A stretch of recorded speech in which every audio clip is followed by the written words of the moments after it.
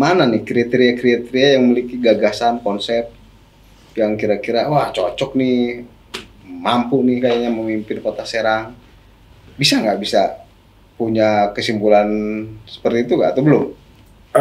Sementara ini menurut saya pribadi ya karena mungkin pertemuan-pertemuan itu kan dihadiri oleh semua unsur pimpinan juga, unsur pimpinan Muhammadiyah beserta unsur pimpinan Ortom dan juga mungkin dari simpatisan Muhammadiyah serta masyarakat sekitar.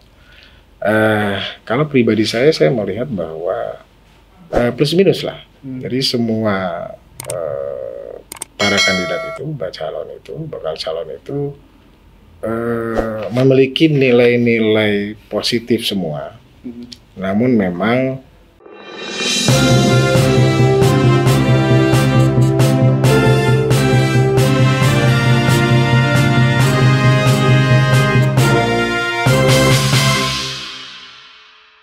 Assalamualaikum warahmatullahi wabarakatuh, sahabat Banten Podcast. Kali ini alhamdulillah kita kehadiran salah satu bintang tamu yang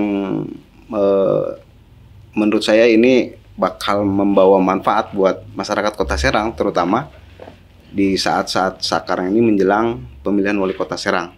Kenapa? Karena beliau ini fokus dan memberi konsen atau perhatian terhadap Kota Serang yang sangat progresif dan memiliki saran-saran yang konstruktif buat nanti diperhitungkan oleh para calon pemimpin Kota Serang di 2024. Selamat datang di studio kami Pak Ayatullah Qaumi.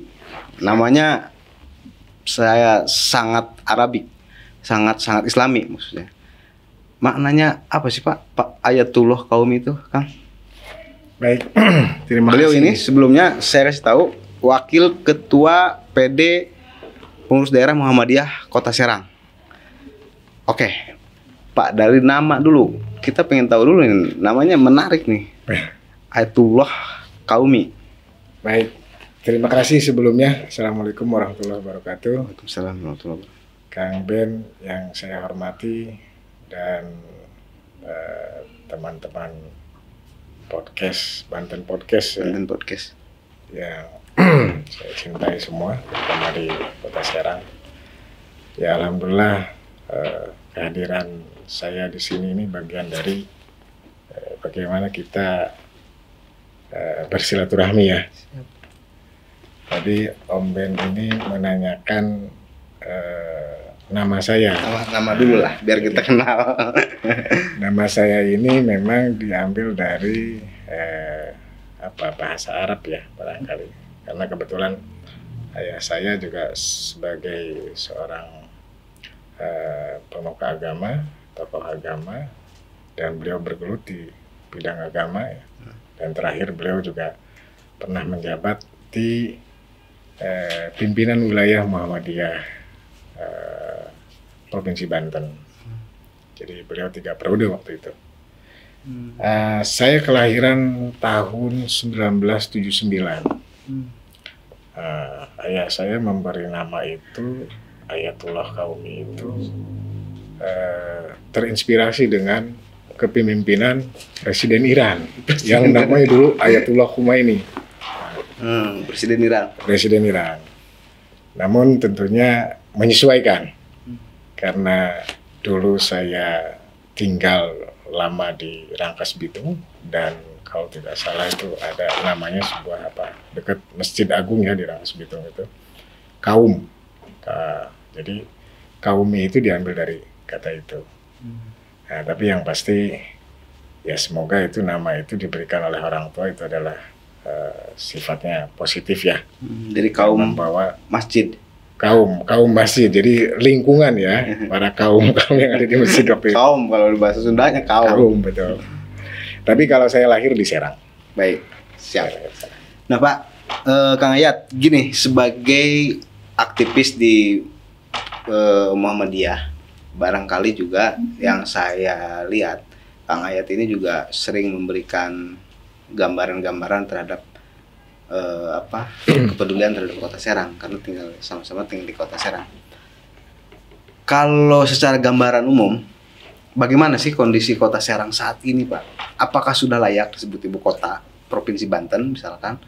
Atau sepemandangan Kang Ayat sendiri dalam kajian-kajian di PD Muhammadiyah sendiri, bagaimana melihat kondisi Kota Serang saat ini?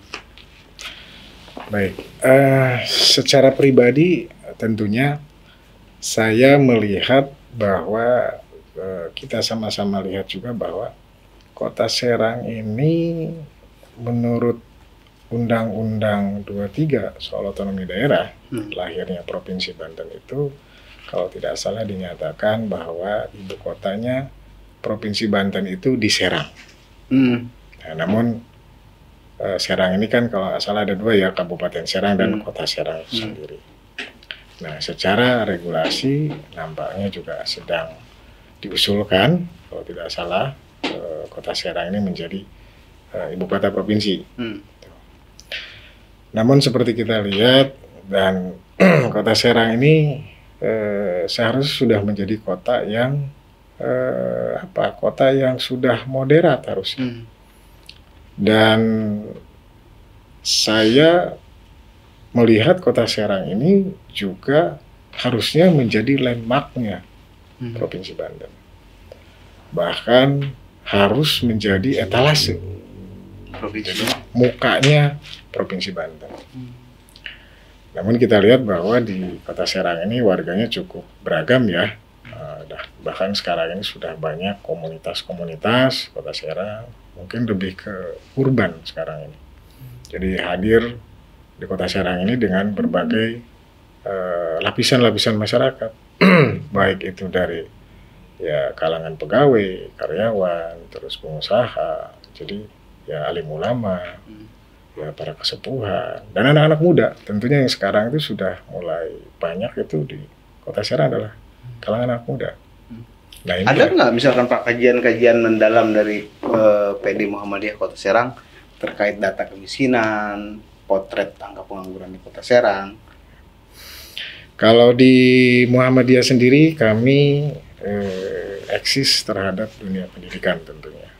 Dan tidak hanya itu, sebagai dasar tidak hanya pendidikan, namun kesehatan, lingkungan, dan hukum tentunya.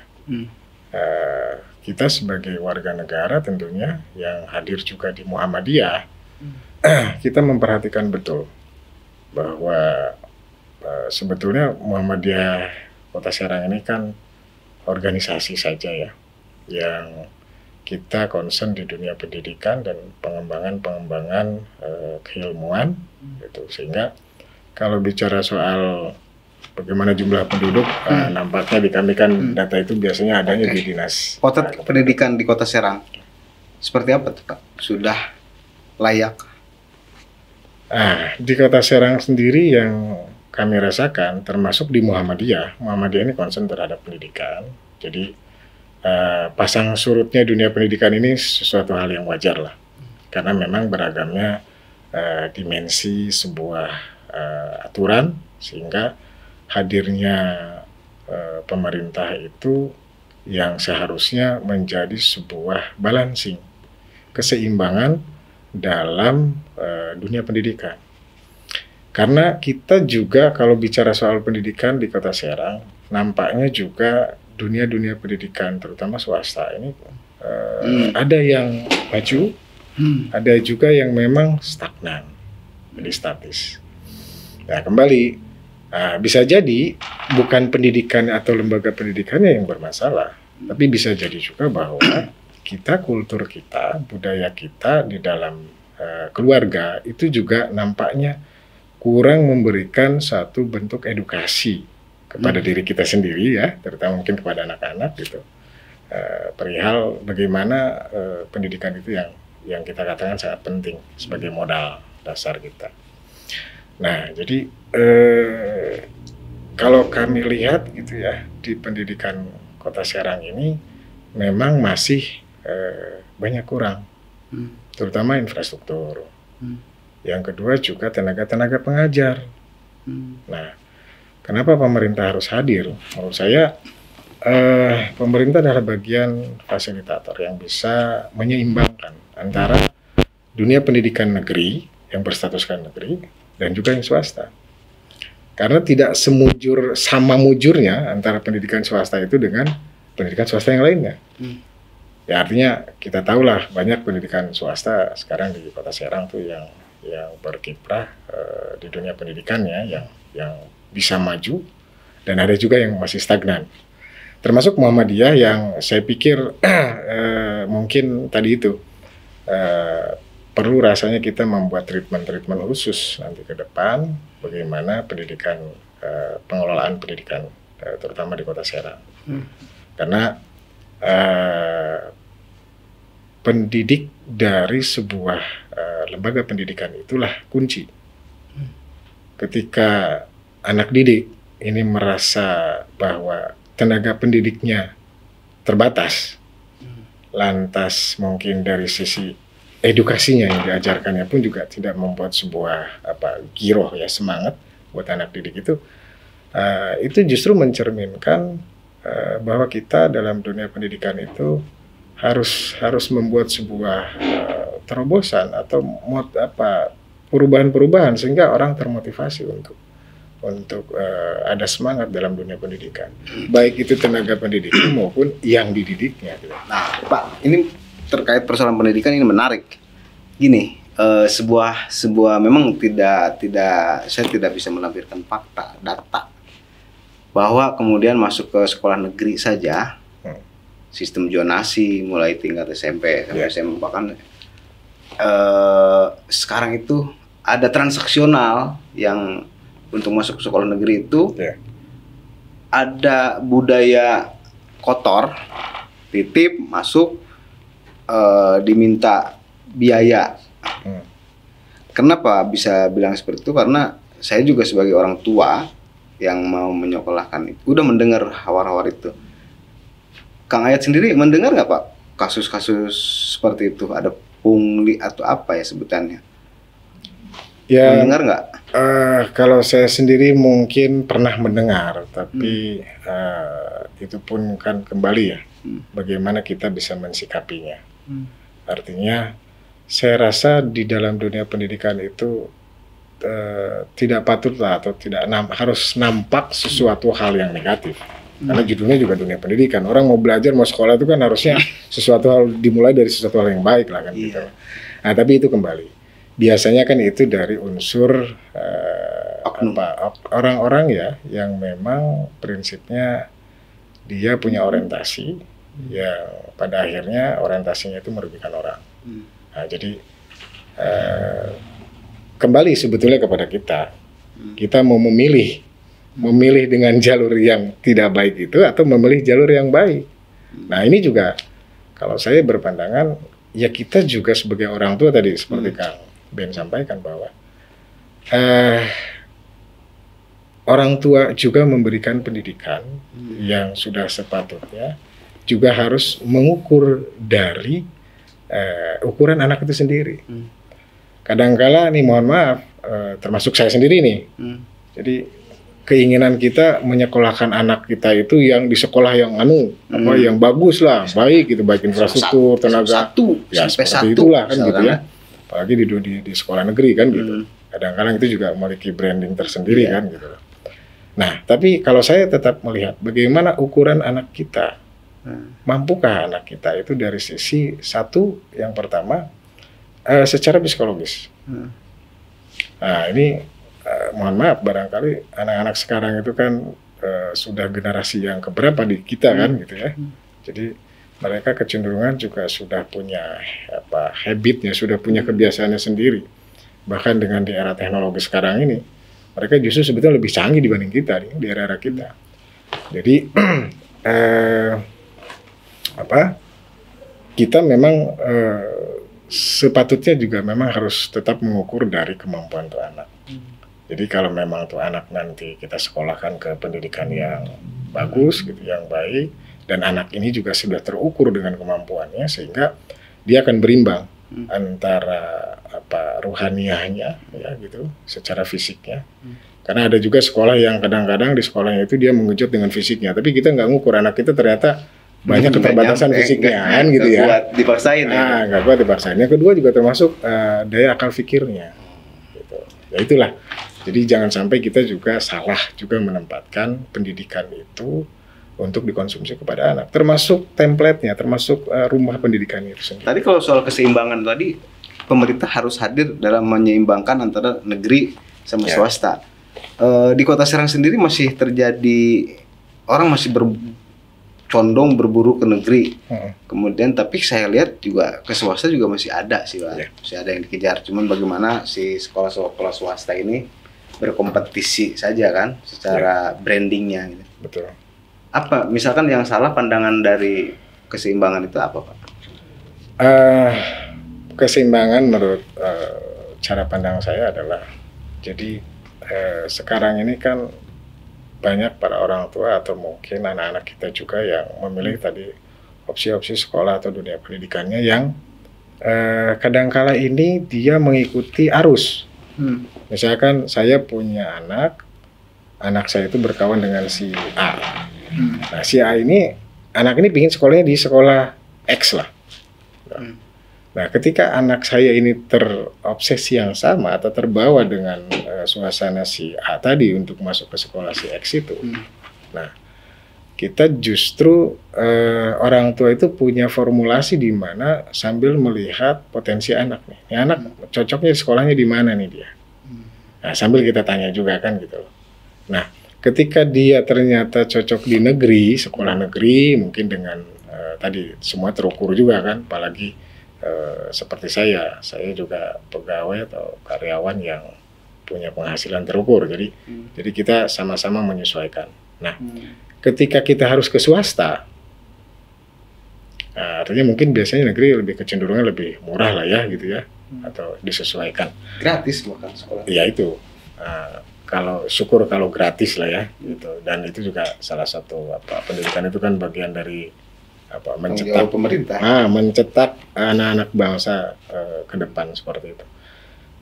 Namun di dunia pendidikan swasta ini kenapa harus sifatnya pemerintah menyeimbangkan? Karena kenapa?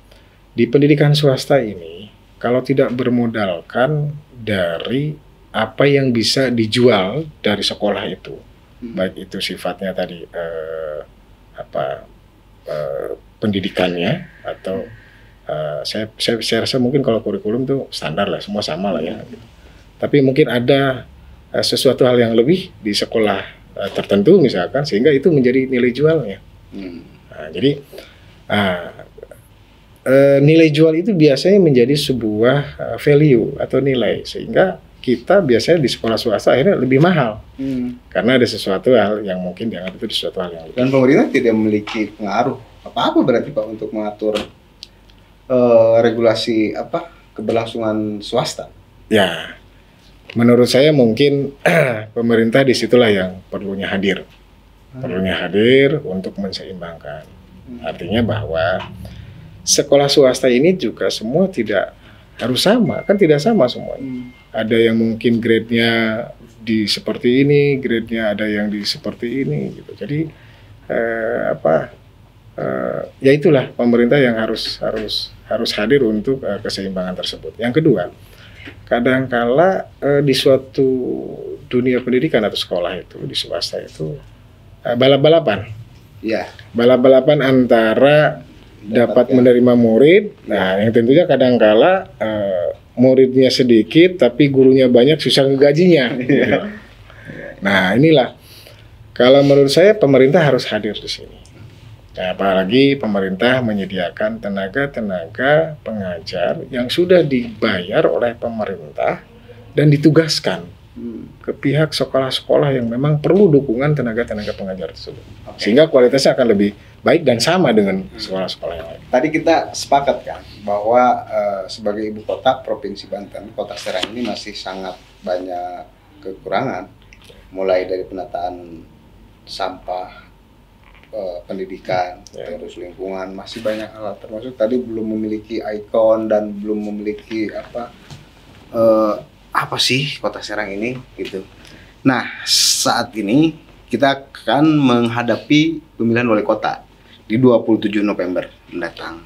Nah, saya dengar kemarin Muhammadiyah juga telah mengundang sejumlah bakal calon wali kota untuk dilihat visi misinya.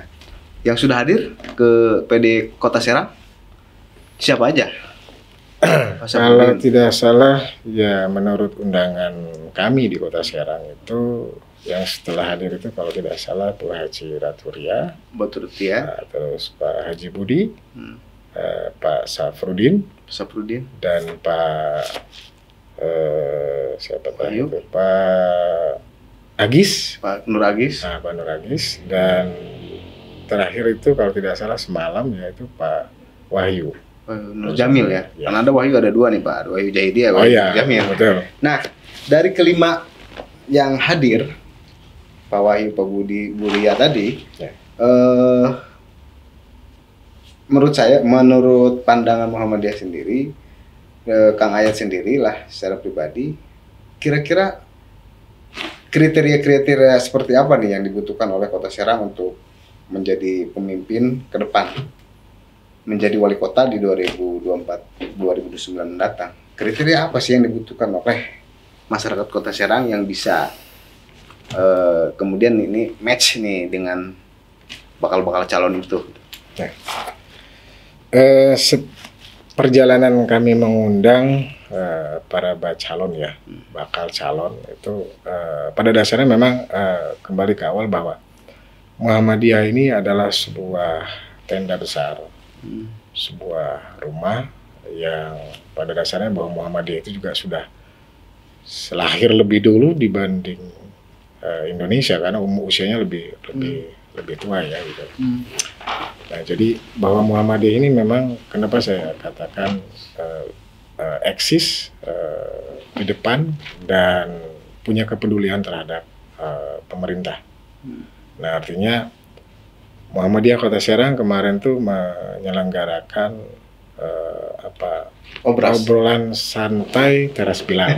Nah, jadi kami mengundang beberapa calon, itu bakal calon ya. Kami pingin tahu apa dari isi kepala masing-masing dan tentunya rencana-rencana program atau desain-desain yang akan disampaikan atau dilakukan nanti ke depan setiap bakal calon itu.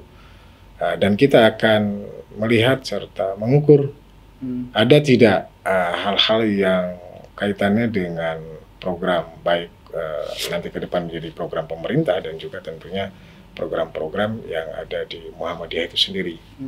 Nah, tentunya saya rasa Muhammadiyah dengan pemerintah tidak beda jauh lah. Dari lima bakal calon itu, langsung aja nih, dari 5 bakal calon itu, mana nih kriteria-kriteria yang memiliki gagasan, konsep, yang kira-kira, wah cocok nih, mampu nih kayaknya memimpin Kota Serang.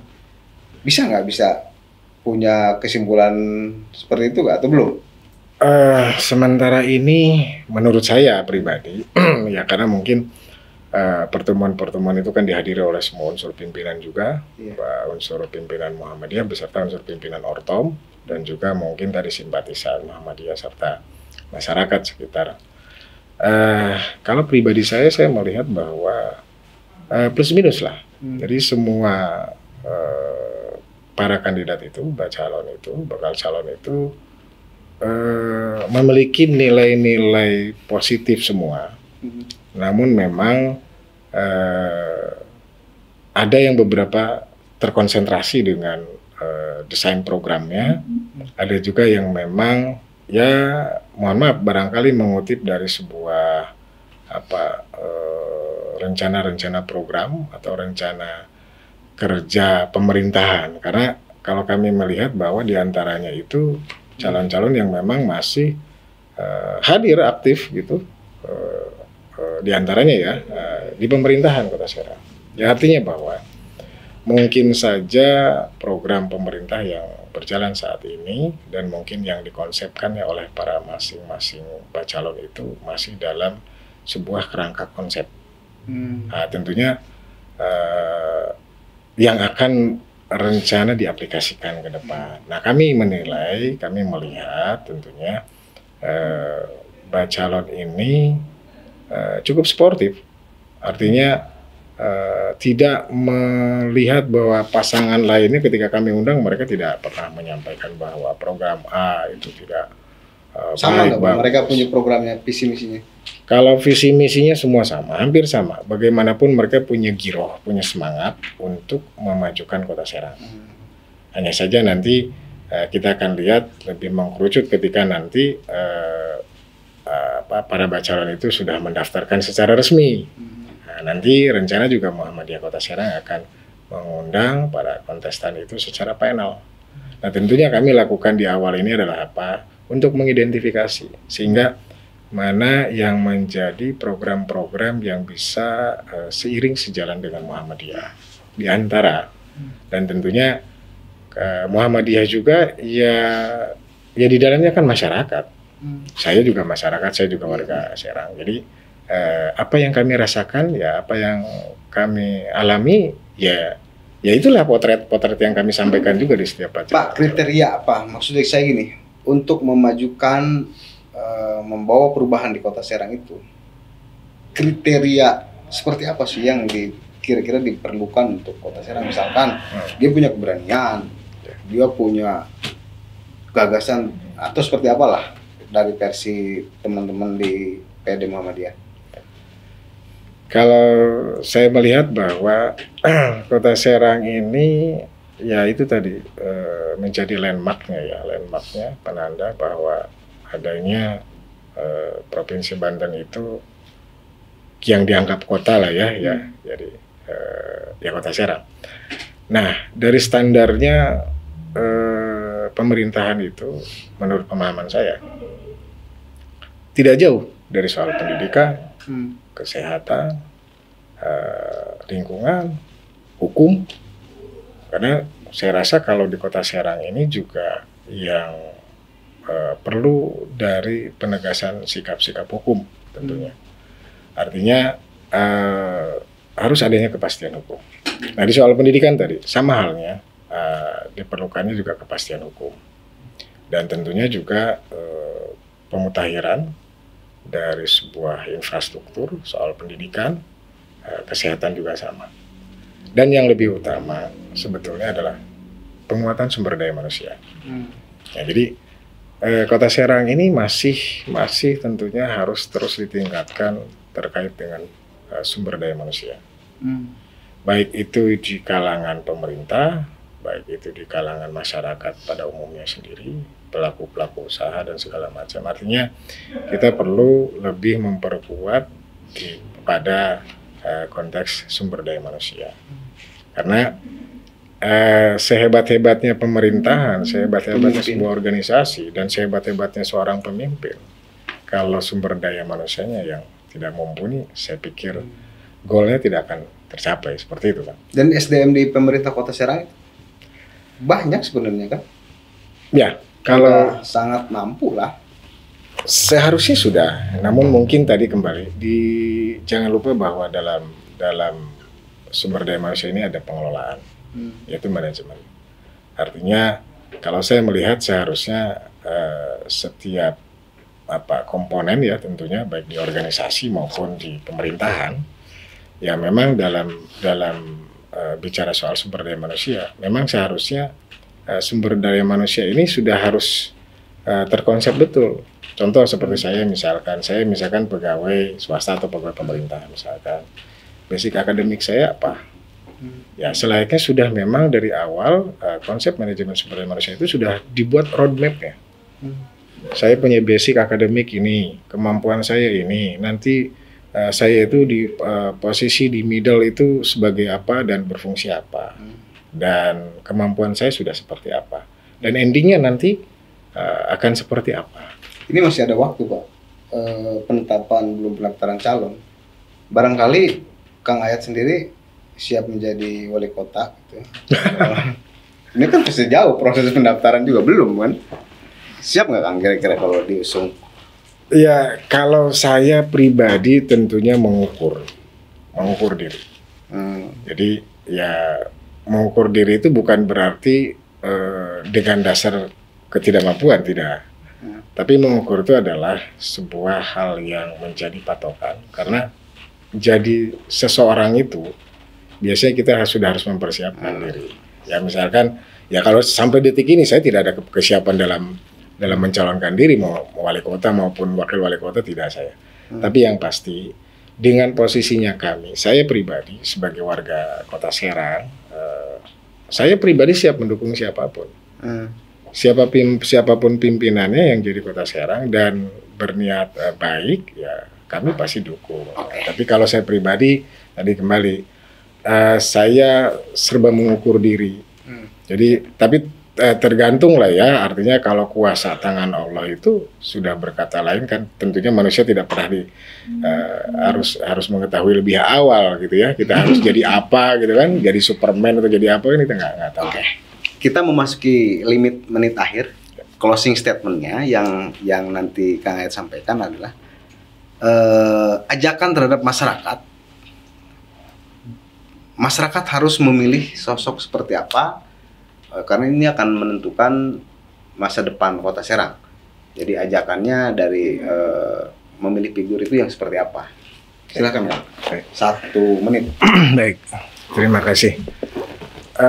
Saya rasa terkait dengan keberadaan Kota Serang saat ini dan di era saat ini menjelang pemilu kada ya, kita pilpres sudah, pileg sudah, tinggal pilkada saat ini. Saya pribadi barangkali mengajak kepada semua unsur, terutama unsur anak-anak muda, karena anak-anak muda inilah generasi berikutnya. Artinya ketika kita harus membuat sebuah pilihan, lakukanlah dengan cermat, lakukanlah secara analitis, sehingga apa yang akan terjadi di kemudian hari, kita sudah akan tahu tahapan-tahapannya, atau mungkin kita akan tahu di awal kisi-kisi, sehingga Kota Serang ini ke depan dengan adanya salah satu figur nanti siapapun itu, nah, kita sudah bisa menganalisa satu demi satu, sehingga kita jangan salah memilih. Yang kita harapkan, saya pribadi tentunya, dan insya Allah mungkin Muhammadiyah ini di Kota Serang hadir sebagai sebuah wadah milik umat ya, milik masyarakat Muhammadiyah ini, yang tentunya tidak alergi dengan unsur-unsur manapun. Insya Allah itu kami di tatanan pimpinan, kami mengajak bahwa sudah seyogianya lah bahwa Kota Serang ini memiliki pimpinan yang memiliki kriteria integritas baik, ya, agamanya baik, bagus ya. Yang kedua, dia futuristis. Apa? Dia memandang secara konsep itu ke depan, walaupun di perjalanan menemukan sebuah kendala-kendala, dan biasanya itu bisa dilakukan secara teknis lah ya, dalam menyelesaikan sebuah masalah-masalah baik di pemerintahan tentunya. Dan yang terakhir, kita harus juga tahu dari sisi mana dia hidup dan dari sisi mana dia berkehidupan. Nah, artinya hidup dan berkehidupan ini tentunya masyarakat Kota Serang ini masyarakat yang campur ya. Ada kalangan, mohon maaf, mungkin kalangan masyarakat yang kurang ekonominya kurang baik, atau juga masyarakat yang memang sudah ekonomi sudah bagus. Nah, tentunya seorang pemimpin ini sudah harus memiliki bekal dan merasakan dari sisi di mana hidupnya, pahitnya hidup, senangnya hidup, sehingga dia akan mengukur. Dan dia tidak akan melihat bahwa, oh saya seorang pemimpin, seorang pemimpin, saya dengan cara saya, dengan kehidupan saya yang mungkin dia terbiasa dengan hidup enak, kan dia tidak akan bisa merasakan kehidupan yang mungkin bagi masyarakat lainnya yang hidup yang tidak begitu beruntung. Idealnya seperti itu ya? Ya, idealnya seperti itu. Kita berharap siapapun nanti pemimpinnya di Kota Serang ini, yang kita harapkan ya diantaranya memiliki kriteria itu. Sekalipun bagi saya, walaupun dalam pengajaran kita umat beragama Islam ada konteks apa Ar-rijalu qawwamuna 'alan nisa ya. Jadi seorang pemimpin itu adalah laki-laki. Tapi di Muhammadiyah juga menjunjung tinggi soal Gender. kesetaraan gender. Artinya bahwa peran-peran perempuan ini juga diperlukan untuk apa? Mendukung keberlangsungan. Karena kalau nggak ada ibu kita kan susah juga kita. Ya kan? Cukup Pak. Jadi terima kasih, dan sahabat Banten Podcast, saya berkeyakinan bahwa PD Muhammadiyah Kota Serang ini nanti ke depan bakal mewarnai ramainya atau munculnya pemimpin baru di Kota Serang 2024. Kami tunggu, mudah-mudahan nanti kita ada program-program selanjutnya dengan bersinergi. Billahi taufiq wal hidayah. Wassalamualaikum warahmatullahi wabarakatuh. Waalaikumsalam. Sama-sama.